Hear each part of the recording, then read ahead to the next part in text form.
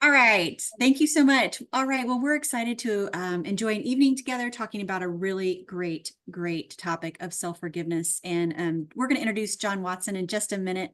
But let's walk through a few announcements for those of you who may be new to NAMI Johnson County. So we are a local nonprofit that's a part of a bigger affiliate, a national nonprofit. NAMI is the nation's largest grassroots nonprofit in regards to supporting people who live with mental health conditions and whose lives are touched by mental health conditions. So we do that by offering support with our support groups, our educational classes that we offer for people who are living with a mental health condition, and also those who are supporting someone with a mental health condition.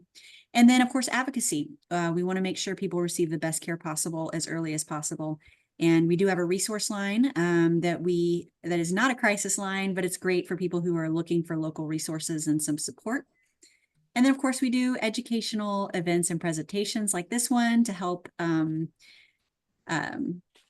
share with our community about resources and things that are top of mind. And then, of course, there's volunteer opportunities. It's a great way to give back. It's a great way to serve. And we are coming out with a volunteer meeting on a quarterly basis so we can gather as a team and really focus our efforts in particular areas so that we can make progress. And so that next one will be on July 30th. So let's walk through a couple of announcements. First off, we are now accepting board member applications. So in the next 3 weeks or so, we will have this open season of accepting applications for board members. That information can be gained if you have not received an application or you are not a part of our mailing list. Every Monday, we send out an email, and that link is available on that Monday. You're welcome to email namijoko@gmail, and I can get an application for you and send out that link for you to fill out. Also, we have our family to family class. This is our most popular class that we offer throughout the year. It starts on August 15th. This free 8-week class starts August 15th at Valley Hope in Overland Park. So that is on the 435 in Knoll. It's a great central location. And this is an outstanding class if you have a loved one living with a mental health condition. We go through mental health education, self-care, resources, crisis planning, communication skills. It's a game changer. So we invite you to attend that if you can. And then, of course, we do have our NAMI in a box, which is going to be coming out in just a few weeks. This is a great way to get NAMI resources into the hands of people that may be coming into your offices or your schools or your waiting rooms. It comes with a tabletop display or a countertop display with 3 different cards that will give a QR code for a mental health screening, also with local resources and crisis information, as well as key tags that will also have crisis information, mental health information, and local resources, and then a removable sticker, which is perfect for a back of the bathroom door, back of the exam room door, along with a number of other resources that NAMI is known for. So we would encourage you, if you'd like to pre-order a NAMI in a box, we highly suggest that you pre-register for that so we can customize that and deliver it to your workplace.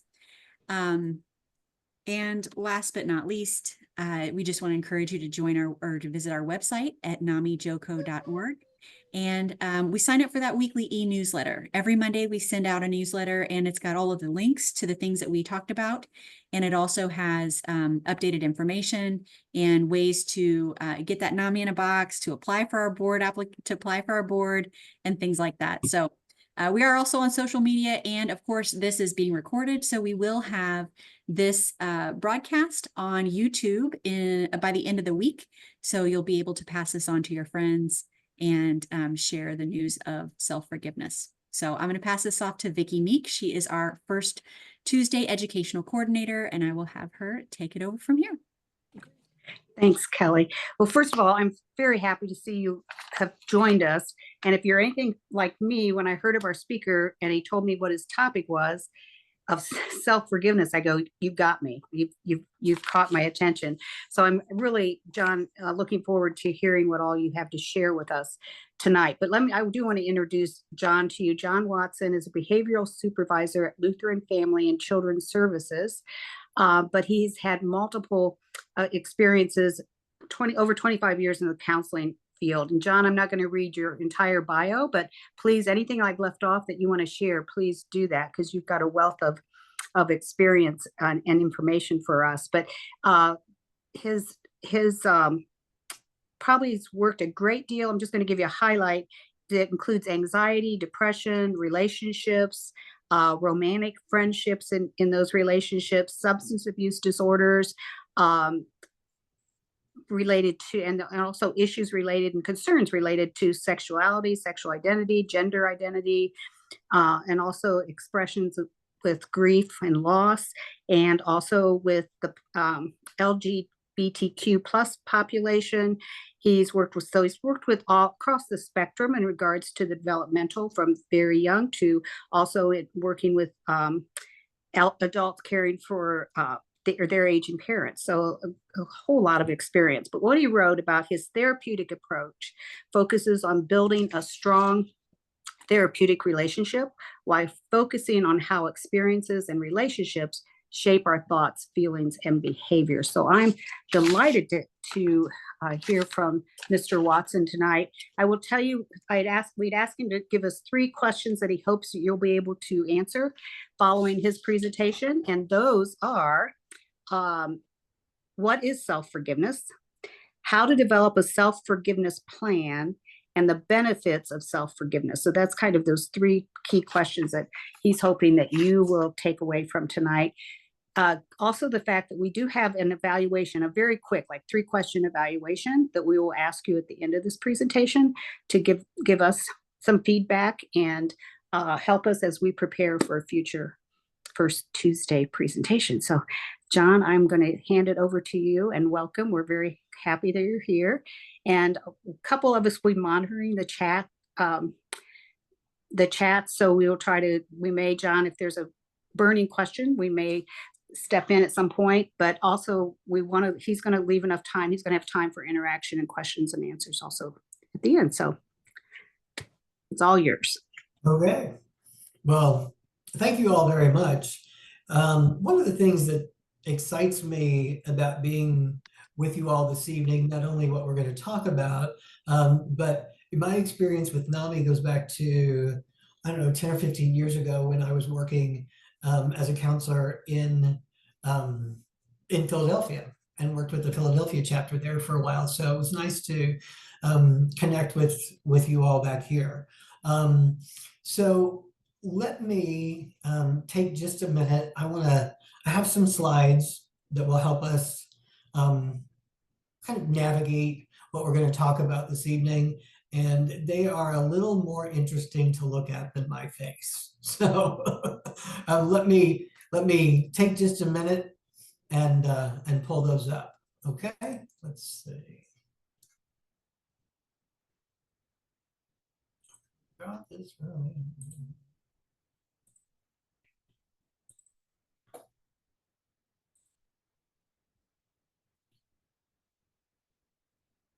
Come on. Whoops. Okay. So we're talking obviously about self-forgiveness, and we spend a lot of time talking about the idea of self-care. And we focus easily on sleep, on diet, on exercise, on how to create a work-life balance, bringing in some quiet time into your routine, some time with friends and family, some activities that can bring joy, some activities that can be educational.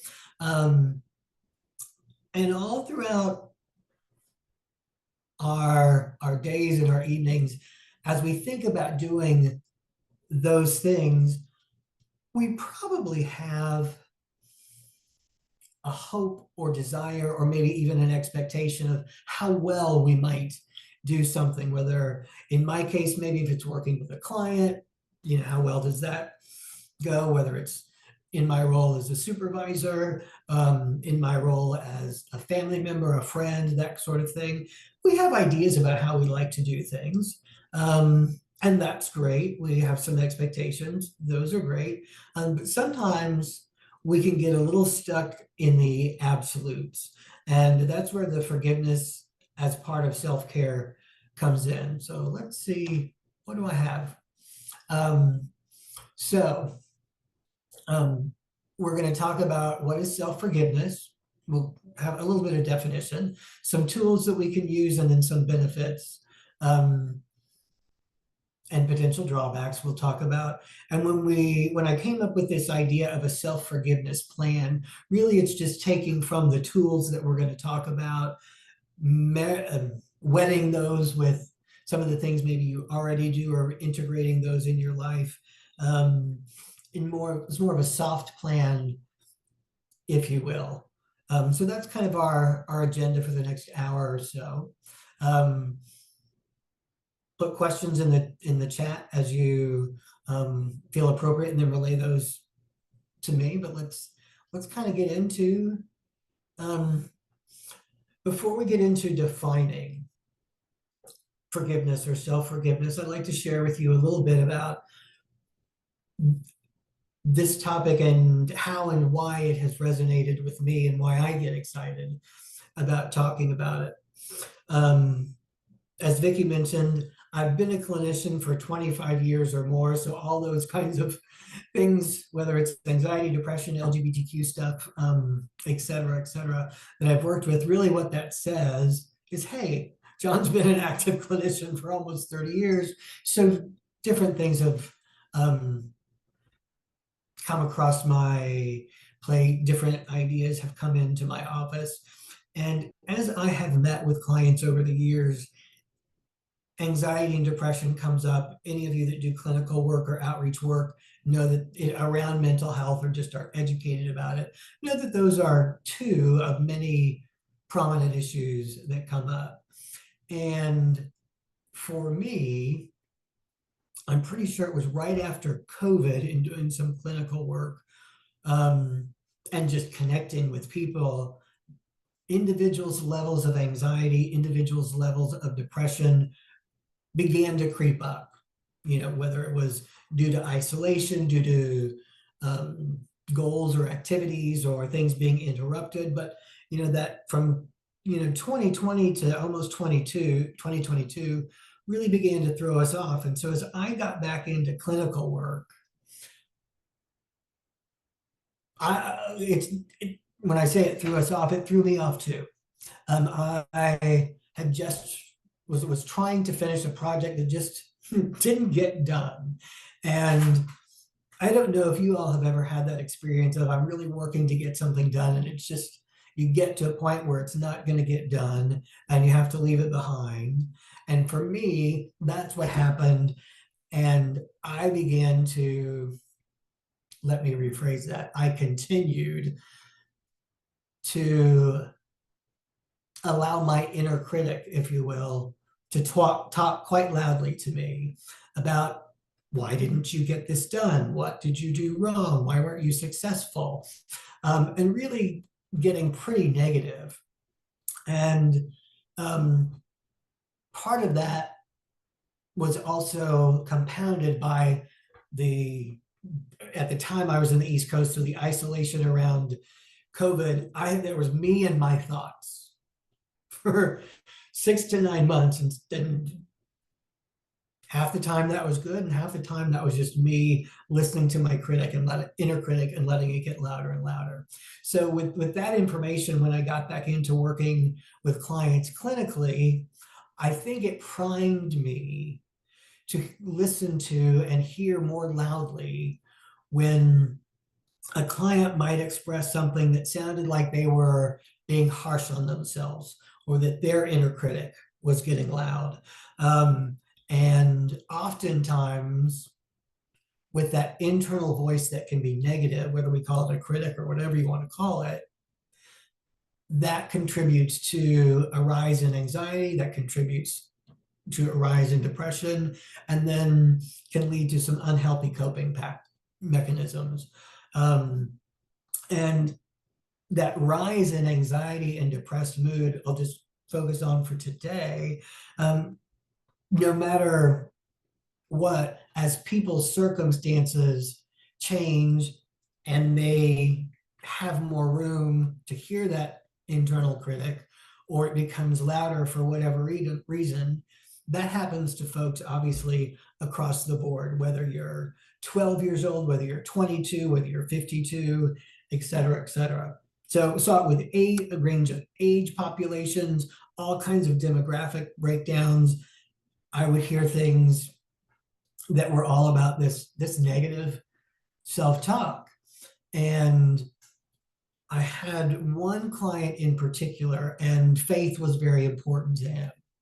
And I don't want to get into that too much, just only to the point where I want to share this bit of the example, which when you work with people, and for me working with clients, when something resonates with them, then boy, it gets me excited. So because of the faith piece that was pretty important to this young man,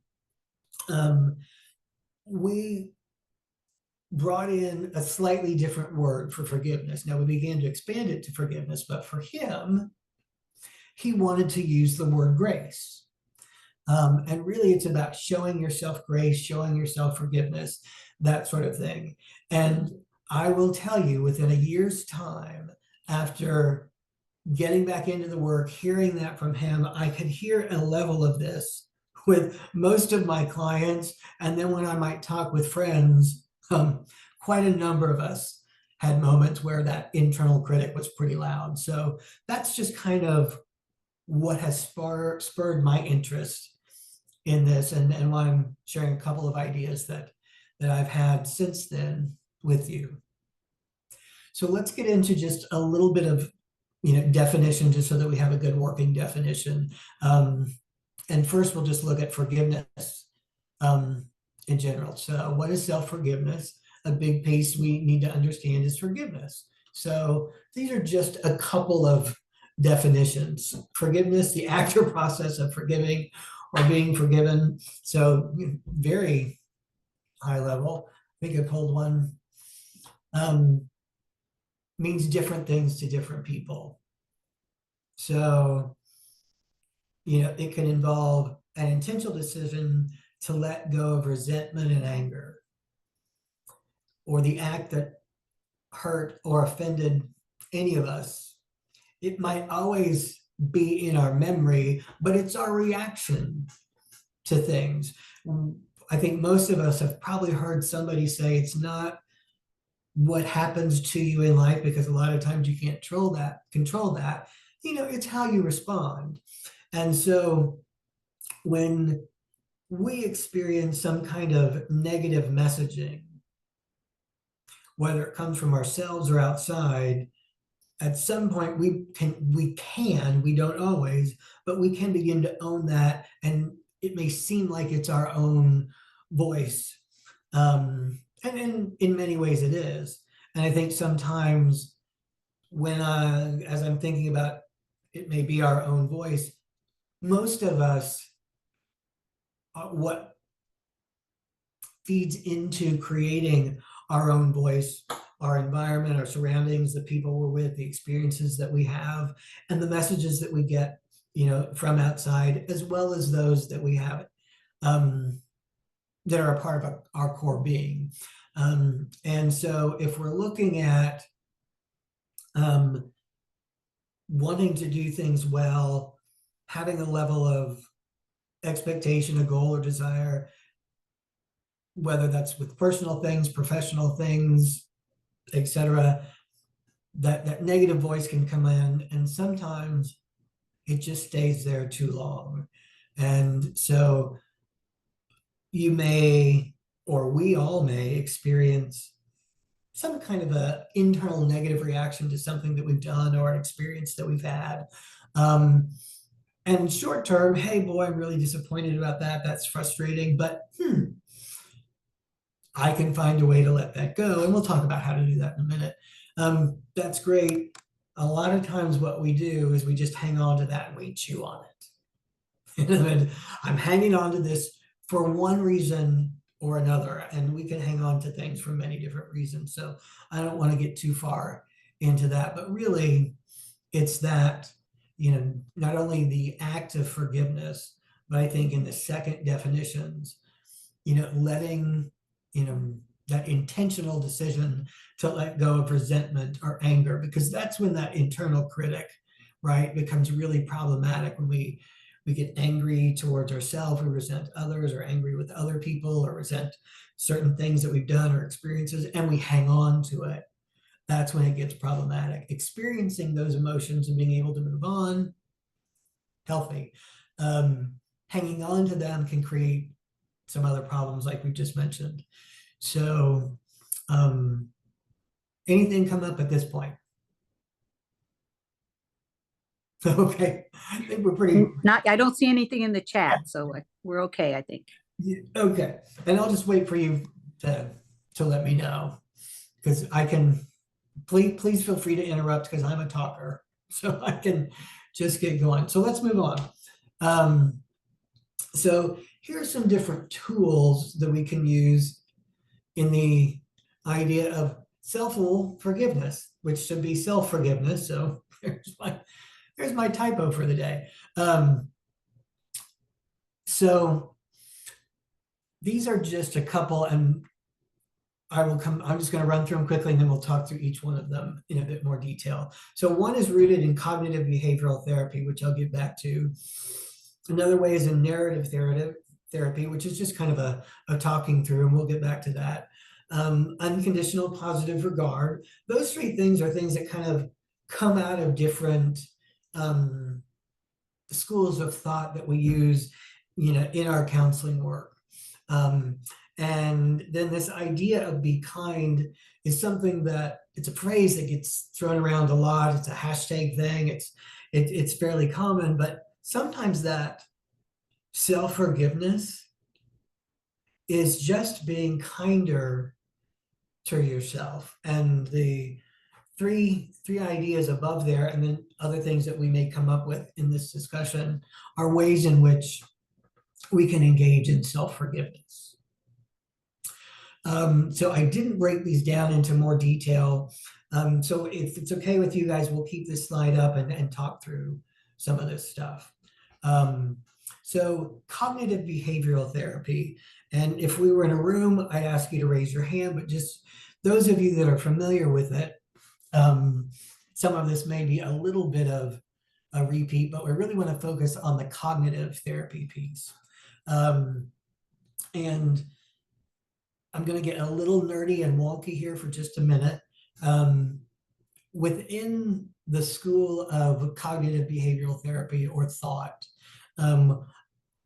I was introduced to this quite a long time ago, and the particular scholar, philosopher, school of thought that really got me engaged is through Albert Ellis's rational emotive behavior therapy.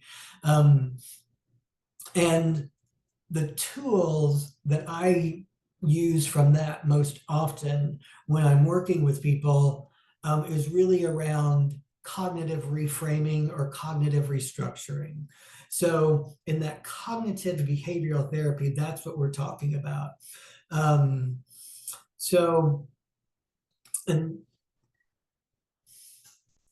this is going to be a very silly example, but because it's right there in front of me and staring at me, I'll use it. So in putting this presentation together, I did it a little more quickly than I had hoped to, at least as far as putting the slides together. That's not my favorite thing to do.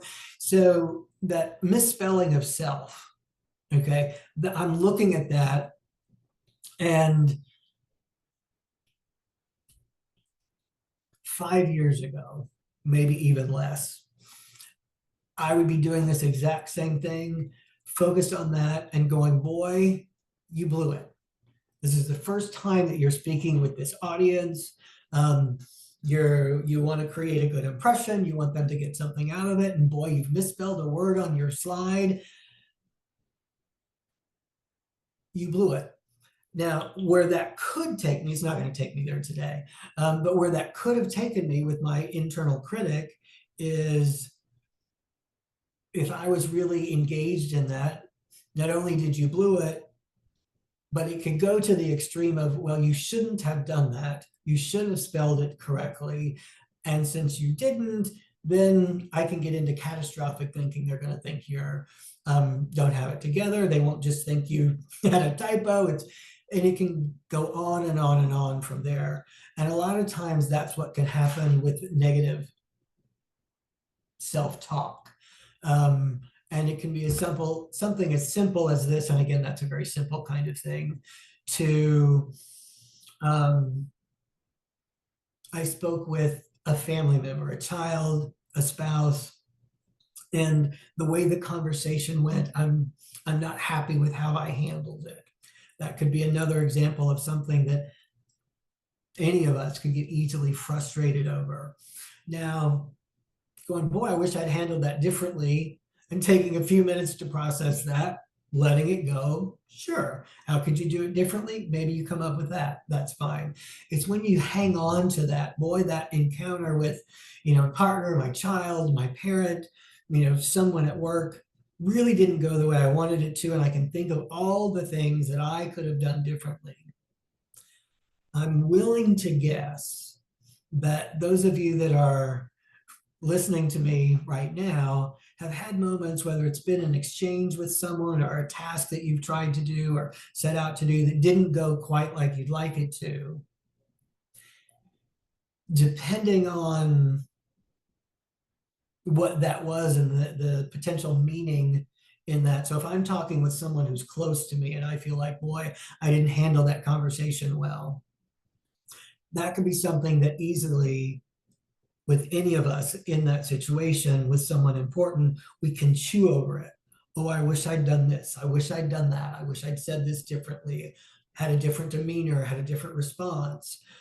And then again, that can lead into not only do I wish I would have, but oftentimes subliminally, it's I should have handled it differently. I should be able to X, Y, and Z. And I am emphasizing the word should because back to my initial training in cognitive and cognitive behavioral therapy, one of the kind of silly expressions, but it has meaning, is connected to the word should. And if we use the word I should have done or I should do, then it implies there's an absolute black or white, a specifically right way to handle it. If we can change I should have handled it to I wish I would have handled it differently that time, but now I know more and I can be aware to handle things differently in the future. We take it out of that should, which is black or white, and move it into slightly grayer area or a softer area that gets out of the should or the shoulding. Stop shoulding all over yourself. Yes, I know that's a bad joke that's been around forever. And I should have warned you. I tell a couple of those.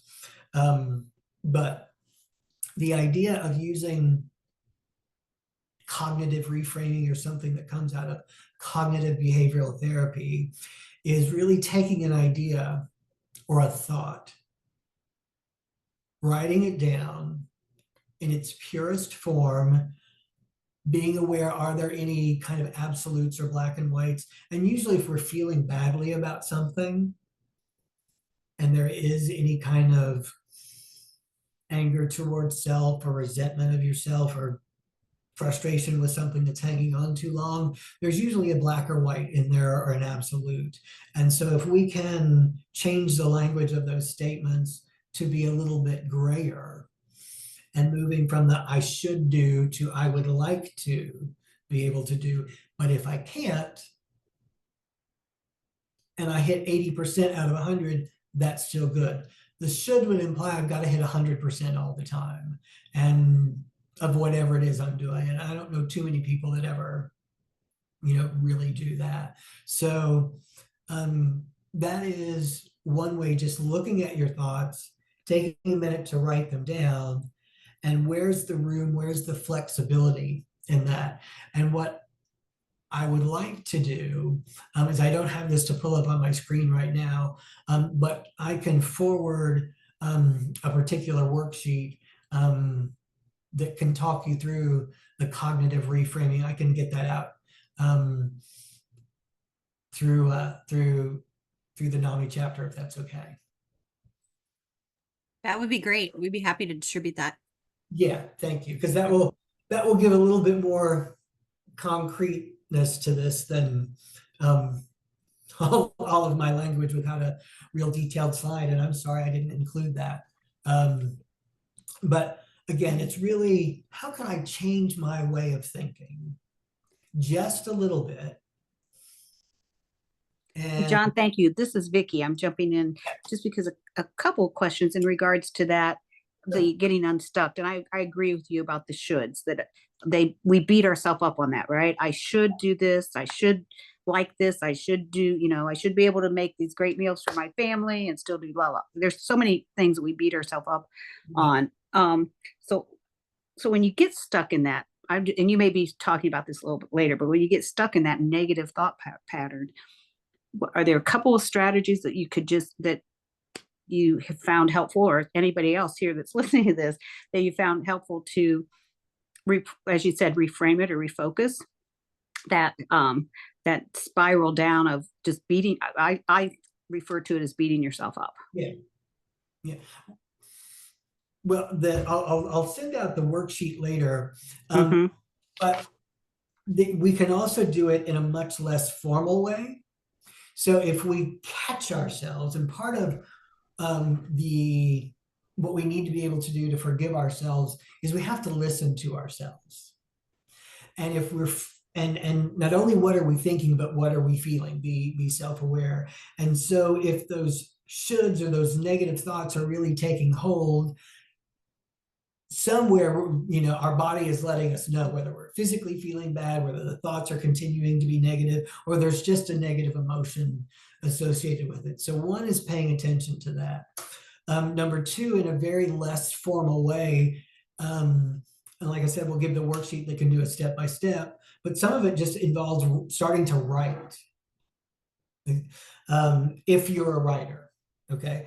And when I say if you're a writer, a journaler, a note taker, not a formal writer, but someone who likes to express themselves in writing, or can at least find that a bit helpful, maybe journals, that kind of thing. So if we start writing down just what's in our mind, we may be able to write for 2 or 3 minutes, 5 minutes, and then look at what we're saying. And if what we're saying is self-critical, then finding just something within whatever we've written down. What's a word or two maybe we could change in what we've written that might not be so critical? And again, I go back to the default. I should be able, I think one of the things you mentioned, Vicki, I should be able to prepare these meals for my family and do this and do that and do that. And if I can't, then boy, I get down on myself. And those kinds of things are familiar to all of us, whether it's that particular example or not. But when we start that should, and then we get upset, stopping and writing can do a couple of things. It may get some thoughts out, and you can see, boy, I'm thinking shoulds, or if it's not the word should that comes out, it's something fairly that suggests a high expectation. And just that reminder of, how can I be kinder to myself in this moment? Maybe it doesn't take going through any kind of a formal worksheet, but capturing your thoughts and go, boy, yeah, those are a little bit harsher. So how can I be kinder? I would like to be able to prepare the meals for my family, and clean and take my kids to their activities and X, Y, and Z. And maybe it can be, yeah, I'd like to do that. And boy, I got the meal prepared. I got my family members where they needed to go, not exactly the way I'd hoped, but it all worked out. And that one thing I was cooking, this happens probably more for me than anyone on this video call. But if you look at, hey, I'm preparing that meal, and I left the rice in the pan too long, and it's a little gummy, or it's a little burnt, or it's a little this. I'm sure none of you have ever had that happen. But the only reason I'm coming back to that, again, it's something fairly simple, fairly concrete, which is an honest whoops. Nobody's going to die because the rice was gummy or burnt. People may not have exactly what they'd hoped for or wanted for dinner, and or whoever's cooking may not have cooked it the way they wanted to, but the world's not going to come to an end. No one is going to get hurt by that. So being able just to recognize that if we're a little kinder, or our expectation is hitting the ball out of the park or reaching 100%, if we get to 80 or 90 or sometimes 75, that's going to work well. And just giving ourselves moments to do that. And that doesn't mean that, okay, I'm going to set my bar for excellence at 75 out of 100. It means between 75 and 100 sometimes. Sometimes if you come in a little bit lower, that's fine too. So it's writing it down, maybe changing what you're thinking about. I want to offer one other thing, and I'll see how much we can get into this. As far as how can we interrupt ourselves in the moment? Because the other thing that writing does, while we're writing our thoughts, we're thinking them, but we're not thinking them as intensely. They're not just our thoughts. Now they're things that get out on the page. And just catching yourself and saying, oh, I want to do something about this, that starts the process of self-forgiveness.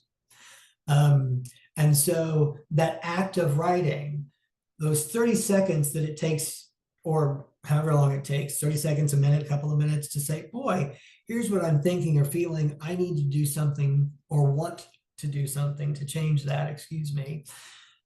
Maybe I'll write. That act begins to take you out of that negative self-talk. Because a lot of times what can happen is our thoughts will stay with us and come with us kind of like steamrollers.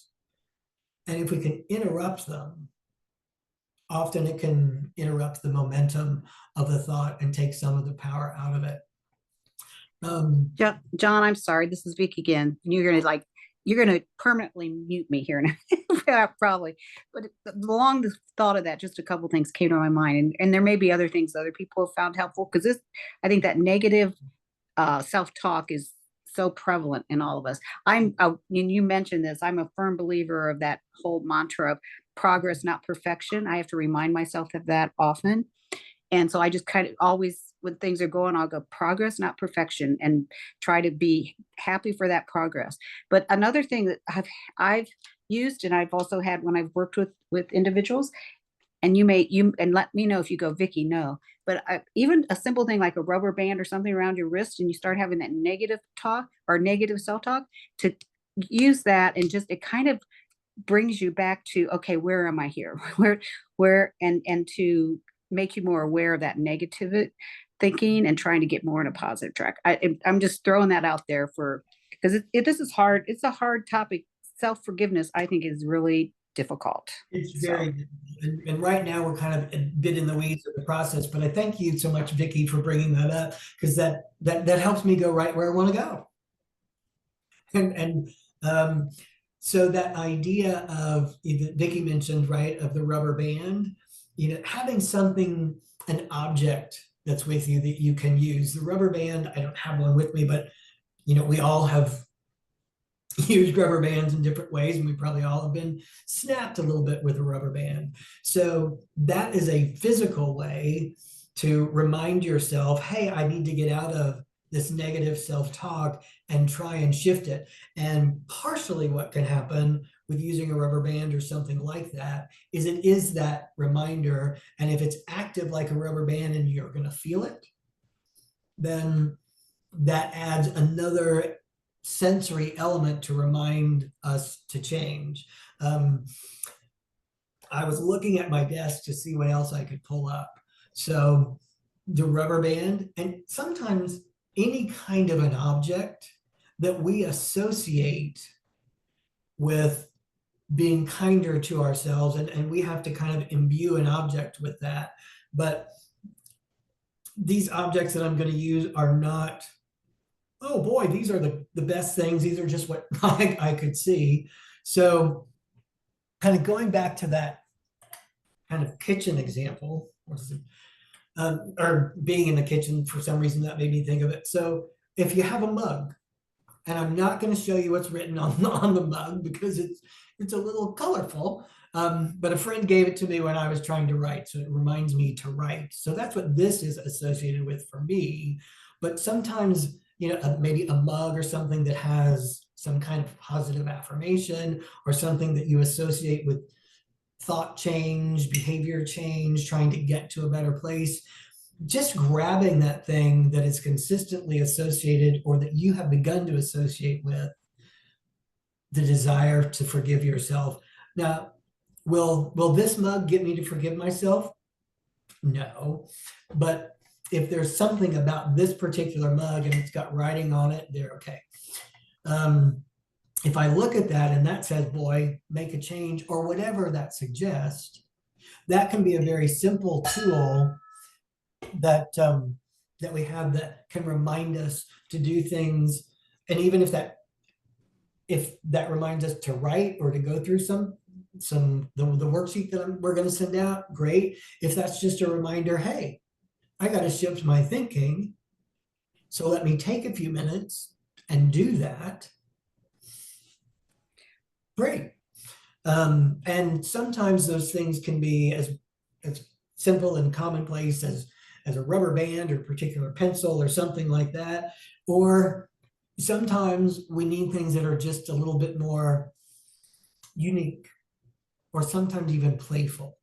And so a friend of mine gave this to me, and I don't know that I use it for self-forgiveness, but I use it when I just want to smile. And sometimes I really need to smile when I'm beating myself up. So this is a little clicker. Now, again, this is kind of lame, but it's sitting right here in my, with all my pens and pencils, and I have it there to remind me of humorous kinds of things, but something like that can also just take us out of our heads. And sometimes, not sometimes, almost every time, the first and second step to self-forgiveness is being aware that there's a lot of thought going on that suggests that leads to a feeling of negativity, anxiety, depression, anger, resentment, and towards yourself or of yourself. Okay, how do I change that? Yeah, he talked about some thought reframing. We're going to have this workshop, but what if I don't have time to do that? What if I'm in a situation where I just need something to remind me and try and mentally let go of the anger or frustration that I have with myself? So that can be, again, a simple object like a rubber band, like a cup. I have with different folks who have been actively trying to do something like this. Maybe we associate an object with self-forgiveness that we have all the time. And so one person I remember working with had a lot of anxiety around driving and got really upset because that person was not able to drive to places they wanted to because of some anxiety. And so with many different things one of the things that we employed among many was associating an object that person might have with them while they are driving with just being kinder to themselves about the driving and not judging so much, which allowed them to relax a little bit more. And then their experience of driving got better. So sometimes it's something as simple as, an object, like I said, a keychain in that example. I have worked a lot with late adolescents and young adults. And so one of the other tools that we may have with us that we can use is this handy dandy, sometimes annoying, what's on here? I turned it off. That's why it's not lighting up, but our phones. And one of the things that we may be able to do in using our phones, or that I have recommended to folks, some with success, some not, but is putting a picture on your phone, whether it's your locked phone or whether it's your background screen, that reminds someone of the idea of forgiving themselves, of being kind, whether it's the word forgiveness, whether it's be kind, a picture of someone that you love that you can associate with, hey, this is someone outside of me who really supports me. And they wouldn't want me beating up on myself this way. So maybe that's another, just some of those different things that we can incorporate into our world and just remind us to begin to engage in this act of self-forgiveness. Thank you. It's Vicky again, but I had someone in the chat, and just for the on this topic, is they say they have OCD. They experience a lot of those negative thoughts, or I wish I could have, I should have, that type of thing, a few times a week. They what's been helpful, a couple of things have been helpful for them, is to resolve it by practicing mindfulness and focusing on the object of admiration, and also with curiosity, and then also self-assurance that they have done such and such with wisdom that I have now. So just wanted to share some of the things, as in the chat, some people are thinking, that have been helpful. And someone else said, I relate this topic to self-acceptance. I am easier on myself after years. And if I heard, certainly in that last comment, but as you relayed the first comment as well, both folks are talking about I've learned to accept myself or accept things over years. I think the other comment that you were relating, from the mindfulness to some of the object of admiration and that sort of thing. I think that also, if I heard it correctly, or maybe I just wanted to hear it, came from practice, right? Yes, So, it sounds like that. Yes. Yeah, it didn't just happen.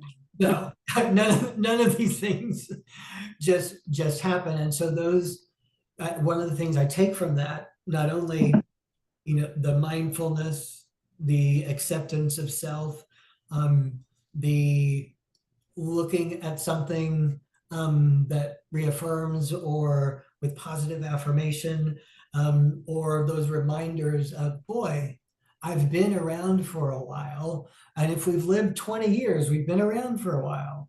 So, if we've lived more than that, we've just been around a lot longer. So pulling from the wisdom of wherever we are and being able to say, I've got some of that. I've got experience, gives us insight, allows us to gain insight and wisdom, right? So reminding ourselves that we may not be as wise as the person next to us, or we may not think that way, but we all have some knowledge, we all have some experience. Even just the comments that you have shared, Vicky, from individuals that have contributed to this through the chat, that's a sense of knowledge and wisdom. So focusing on those things, thank you so much for bringing those up. And mindfulness, yes, wonderful activity to do what it's supposed to do. The meditative mindfulness, the bringing you out of yourself, bringing out of your negative thoughts, however one implores or begins to use different mindfulness techniques, it takes you out of your thinking, and oftentimes it's going to take you to a calmer or more pleasant place. So here's a question for you, John. This is a toughy one. This is a tough question in the chat, because it can't be answered in one or two sentences, and we all realize that. And but why are we hurting ourselves because of a hurt that was done to us?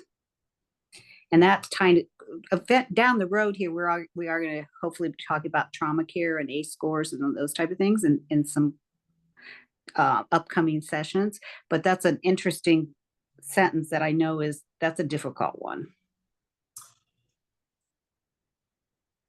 It is, but this is my gut response from and whatever information, I don't know if we'll call it wisdom or not, but part of the reason that we hurt ourselves after we've been hurt, that was the question, right? Why do we keep doing that? Why are we hurting ourselves?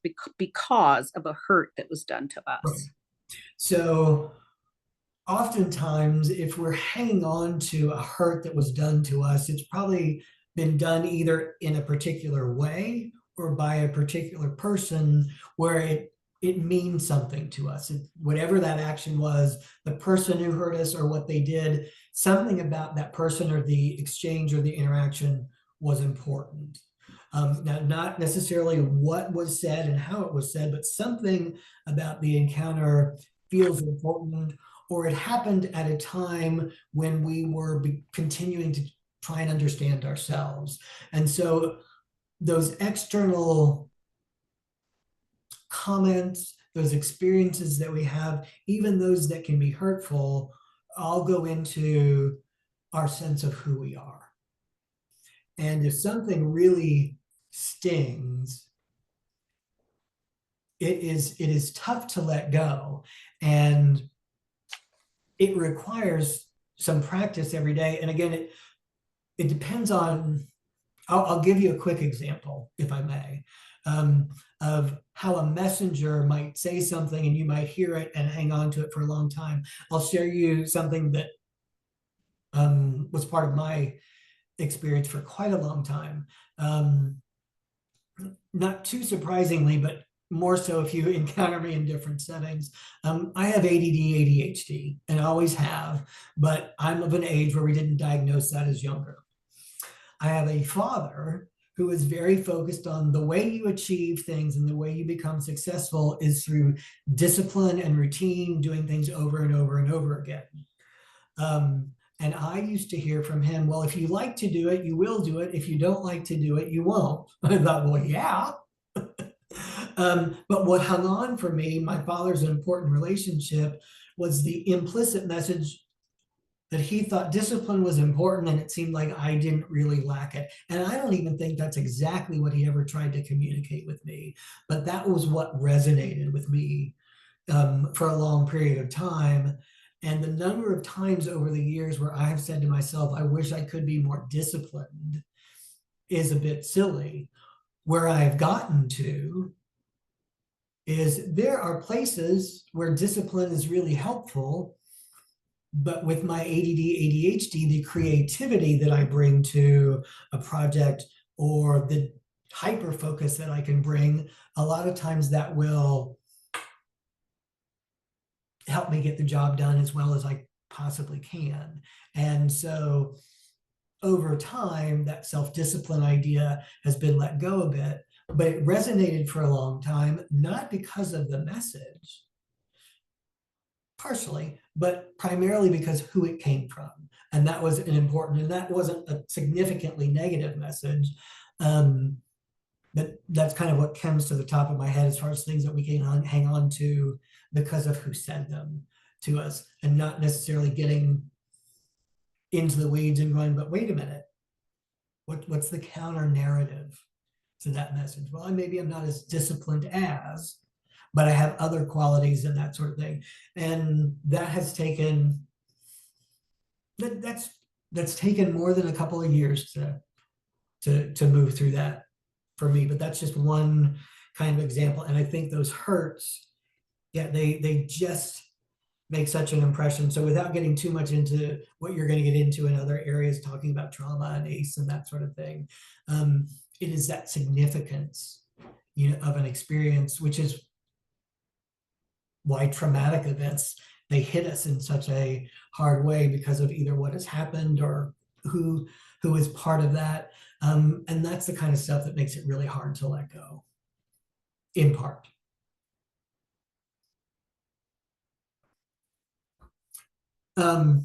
So a couple of these ideas that I have up here, narrative therapy, I just want to go through that quickly, because essentially that would, in part because that's not my area of expertise, but for those who really are writers or those who can really get lost in their imagination and be creative, one potential way to engage in self-forgiveness is not just writing down a sentence or two about a thought, but writing 2 or 3 paragraphs, if not more, about what has happened, what they're thinking, and capture and doing it in a storyteller kind of way.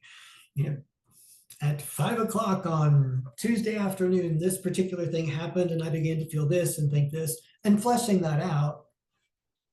And then essentially going back and editing what has been written and looking for things that are absolute, looking for those negative comments that are embedded in the narrative, and saying to ourselves, can those negative things that kind of sit in the black of the black and white, can we make them a little bit more gray? Can we be a little kinder to ourselves? So engaging in that narrative, here's what it's capturing what's happened. And then basically, how would you rewrite the story with the end goal of you feeling, or one feeling not so upset, so angry, or so down on yourself? So that's kind of the idea behind narrative therapy. Now, I mentioned the idea of unconditional positive regard, and those of you that are therapists, that's going, yeah, we've heard that lots, and many of us who've heard about communication have listened to that. Someone else brought this up earlier, I think, in one of the comments that you shared, Vicki, that really gets to unconditional positive regard, and that's just really this idea of self-acceptance infused with, I accept myself and I like and or love myself. And it doesn't have to be absolute. I like 90% of me. I like 80% of me. I love 75% of me. I like 15%. And then there's still that 10 that I can't get a hold of. But that by and large, hey, I want to accept myself in all situations, my flaws and all. And so much of this, and as you have mentioned, Vicki, it is so hard to do, but sometimes the shortest shortcut of a reminder when we're going through our thoughts is that idea of being kind to yourselves. And I'll kind of do this in a one-way interaction, but oftentimes I will say to folks, can you forgive other people when they engage in certain transgressions, or they hurt you, or they didn't do something well? And I would ask you all the same thing of that. Answer it in your own mind, in your own way. But most of us can find a way to say, yes, I can forgive other people. I can be kind to other people. That doesn't mean everyone. That doesn't mean that we just brush past by really significant offenses. But in general, you all can probably forgive me for this slide, the second line starting off with SEFL instead of SELF. That's not a big thing. So we can forgive others. It becomes harder to forgive ourselves, which is why we're talking about this today. So sometimes it's that reminder of who in your life maybe requires a little patience, or who in your life are you able to easily be kind to or be loving towards? A friend, a family member, a coworker, something, a pet.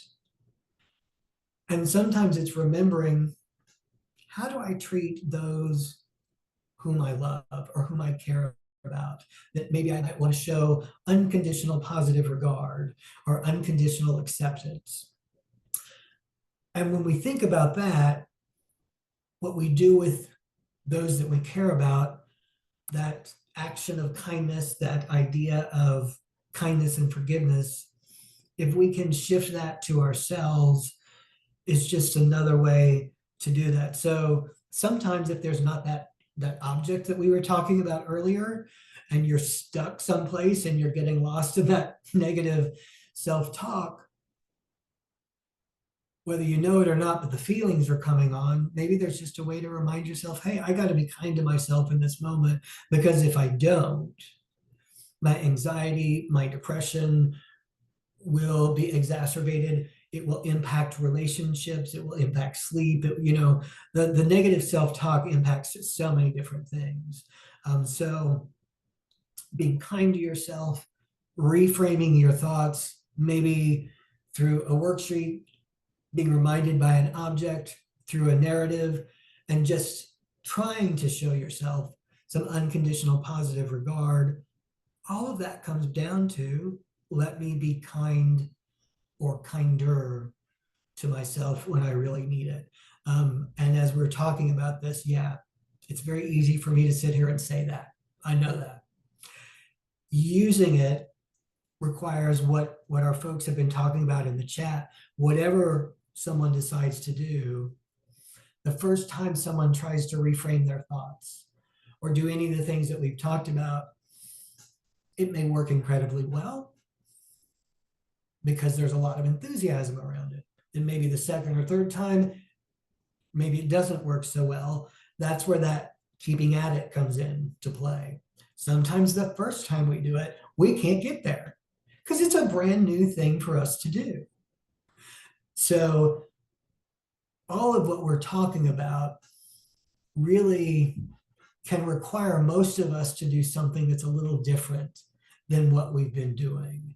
And so self-forgiveness can begin to come into play when we're trying to work on it. And when we don't hit it perfectly or hit it the way we want to the first time out of the gate, the first 2 or 3 times out of the gate or more, okay, this is new.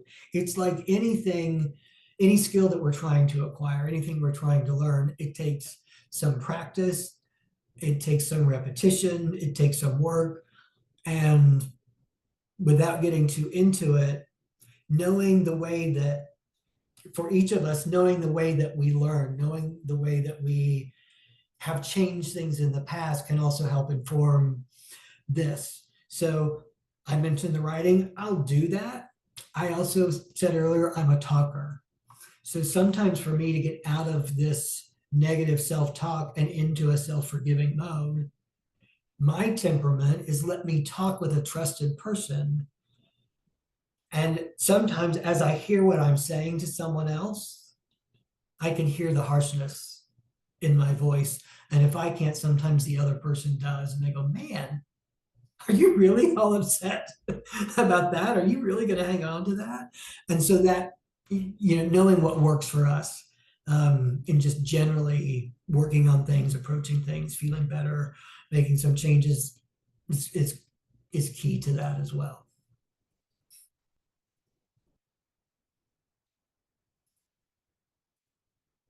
Okay, where do we go next? So some of the benefits, this is just very brief. But for those who work in a clinical role, you're a better clinician. What I could have put in, what I wish I would have put instead of what I should have put is we can be a better professional. We can be a better person. We can have better relationships. If we're more forgiving of ourselves, then it makes it a lot easier for us to be open to others. And when they require a bit of empathy, we're not in our way. We're not angry with ourselves, so we can be a bit more empathic, kinder to self. That I think I've hit that enough. But as we're kinder to ourselves, again, that gives us more emotional room or mental room to be kinder, to others. And so really a less stressful kind of existence, a less problematic existence, once we get this down to a certain degree, the various kinds of stress or anxiety or depressed mood or emotional disorders or relationship conflicts can improve for us when we engage in self-forgiveness. I just want to throw this out there. These are all benefits of self-forgiveness. There are many more. We can physically feel better depending on the level of anxiety and anger and the need to forgive. But this is also not an absolute black or white. This is something that I would recommend folks try and do the best they can. But again, something new or anything that we like to do, there are times when we just can't get there. And that has to be okay too. So no one has to be, because I don't think anyone really is perfect in self-forgiveness. It's another skill, another life skill, to have, to make our own existence, whether it's what we're thinking, what we're feeling, our relationships, our experiences, etc., a little bit better. And then by extension, what we do and who we are. We just get to be a little bit more comfortable with ourselves. I'm back again with a question from the chat. Are you ready for another question? Yep. Okay. Do we need to understand if there's a payoff for negative self-talk, or just move in the direction of implementing new behaviors? I think thank you for bringing that up. I think it is helpful, as was mentioned in that comment, to recognize that a certain degree of, whether it's negative self-talk or a certain degree of, these are my expectations and I wanted to do well and I don't want to let go of them. And sometimes that negative self-talk can push us forward, right? I didn't do this thing as well as I wanted to the last time. I want to do it. So that maybe that's a negative self-talk. I want to do it better in the future. Or we can come up with many different things. I'm drawing a blank at the moment, but that we get negative about. And I think really it becomes a balancing act. It's, if there is that negative self-talk, usually the benefit is it helps us to improve something, right? If that negative self-talk gets in the way of us trying to improve and we get stuck there, then that's when the balance needs to, or it's helpful for that balance to shift from, boy, this is a lot of negative self-talk, and I thought it was going to be motivating, but now it's not. I'm actually getting demotivated or unmotivated. Then that's a clear indicator that that negative self-talk has almost worn out its welcome, at least for a period of time. And so reframing it into something kinder, and using that kind of self-forgiveness. So there is certainly a role for negative self-talk. The challenge is we can get lost in that quite a bit. But yeah, it certainly does have a purpose. This is not meant to suggest we don't ever think that way. It's when we catch it and it starts to, for some reason, we're feeling something that's negative, let's think through it. And if in your own mind, or using your own tools, you say, well, this is still useful because it's pushing me and I'm not feeling badly about myself. I'm feeling motivated. Great. If I get stuck in that, I'm feeling bad or anxious or depressed, or it's impacting other things, it's what's happening in our lives will often, and or in our minds will often suggest whether we need to, how much we need to engage in self-forgiveness. So when that negative self-talk really gets in the way of things, that's a clear indicator that it would be helpful to try and engage in some level of self-forgiveness. Does that kind of address that question? Well, hopefully. Okay. To the what did they say? Yes, they said yes. Okay. Let's see. So I don't know. Yeah. So that's kind of the formal part of what I wanted to share around this. Again, I will, forward to the folks at NAMI, the step-by-step guide for cognitive reframing, and maybe some of what I have rambled on about. When you have something concrete in front of you with directions, that will make it more user-friendly. But any other general questions or points of discussion that folks have?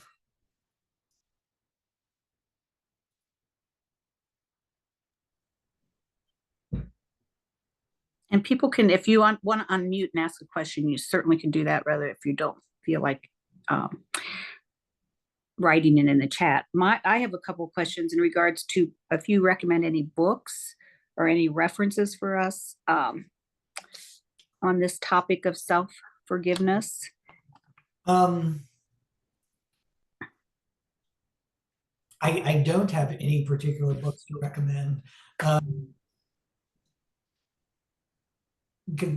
Yeah, I'd love to say, yeah, I've got 5 books and 3 chapters and 2 articles, but really this has kind of been born out of just a lot of clinical work. And what I would think, and if I'll see what I can find, what comes to mind, but this is a book that's out of print, when it may be harder to find things about self-forgiveness, but self-care or self-love or that kind of thing, or unconditional love, those kinds of things may be easier to find some resources about. And then kind of using that as a point of departure. If I get anything within the, if I get a surge of information in the next 24 to 48 hours, I'll forward that along with the worksheet. And also there's, someone asked, who was the cognitive therapist that you mentioned at the beginning Sure. when you started? Yes. Albert Ellis, Ellis. And if anyone's kind of writing that down and wants to look it up more, that's the name. I'll give you the initials or the acronym for his kind of school of thought, because that's a lot easier to write down. And a Google search with Albert Ellis will bring this up, but if you want to add the letters REBT, then that will bring up a lot of things. And REBT stands for Rational Emotive Behavioral Therapy. And that's just the particular therapist that's really resonated with me as far as not only cognitive therapy and cognitive reframing, but he came up with a really great tool, at least that I have used with myself and with others. And that's what I'm going to forward to you guys. Another question would be, how can we help others? You talked about the fact that we need to be kind to ourselves, right? Yeah. But how can we help others if we have a friend or a family member or someone in our lives who has that tendency to go negative, right? To go to the shoulds. I should have, I wasn't good enough. I, could have done it better. How could we maybe approach them or help them? Just curious. So a couple of ideas. One can be, if someone is sharing with you in the moment a very specific thought that they've had, and people don't necessarily always go, well, I was thinking this, and here comes the negative self-talk. But in conversation, if there's a sense that you're hearing someone talking to themselves negatively as they talk to you, or maybe thinking of themselves negatively, and it seems that that's coming through in the discussion, and more likely than not, from what the question, as the question has been posed, you've probably seen that in someone before. So one thing that can be very helpful is, if you're aware of that happening for someone, in the next couple of conversations that you may have, particularly those that get into them talking about things that suggest negative self-talk, is, say, in that conversation, using whatever it is that they have said. So I'm going to use the cooking example. Boy, I'm really frustrated because I couldn't cook my family's meals for the last month because of X, Y, and Z. And I'm not a good parent or a good caretaker, and people are really dependent on me. And if I haven't done these well, then what worth am I to that person? Whatever begins to come out, because that negative self-talk can really expand. So if that, just using that as an example, if I'm hearing that, I might say, well, hey, John, as we're talking, I heard you say something about not being able to cook meals as frequently as you would like, or maybe in the way that you would like. And then there's some concern that because of that, maybe you're letting other people down, and it sounds like you're really frustrated with yourself. And sometimes people will be able to hang on to that and say, well, yeah, I kind of am. And even if they can't, they may be able to say, yeah, that sounds like what I've just said to you. Okay. And then saying, well, to me, that sounds like a little bit of that, whatever language works for someone. So Okay. I might say, well, that sounds like that internal critic, or it sounds like you're being kind of negative with yourself. And I've been thinking lately that sometimes that negativity, it drives us, but also it can get in the way. So as I hear that with you today, I'd like to suggest that you be a little kinder to yourself, and then exploring with them maybe where that goes. And if any one of you in those conversations have something that you already do or something that you begin to do that helps you with self-forgiveness, you might be able to share that then with the person you're talking to.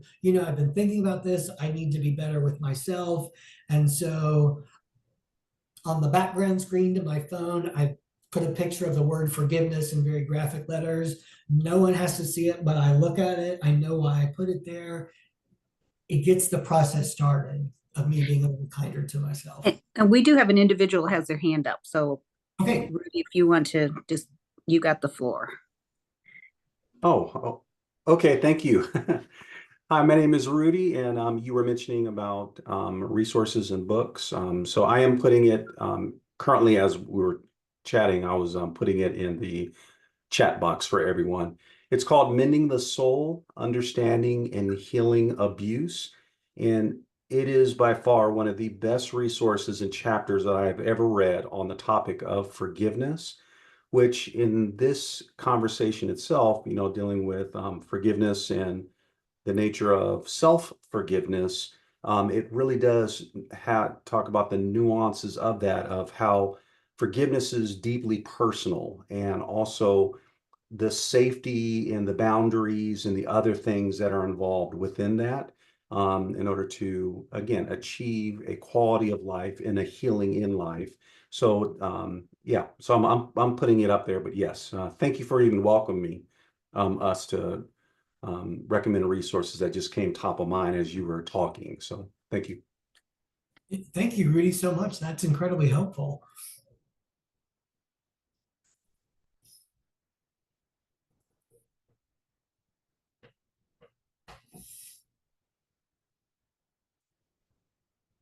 Any other questions, thoughts, comments?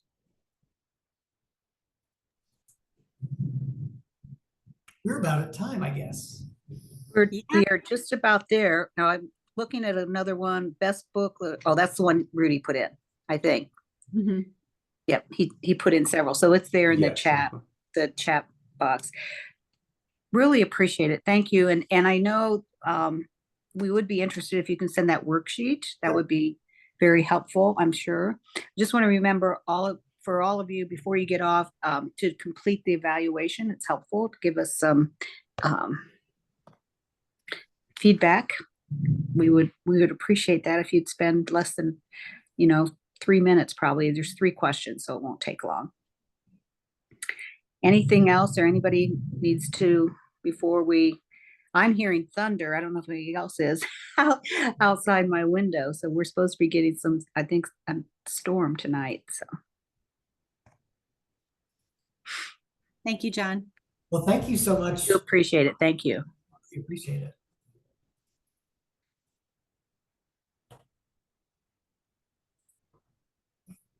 All right, everyone. Have a wonderful rest of your evening and stay safe. Bye-bye. Thanks for coming. All right. Appreciate you filling out that All right. survey. Oh my, thank you. Have a great night. Thanks. Thank too. you. Bye-bye.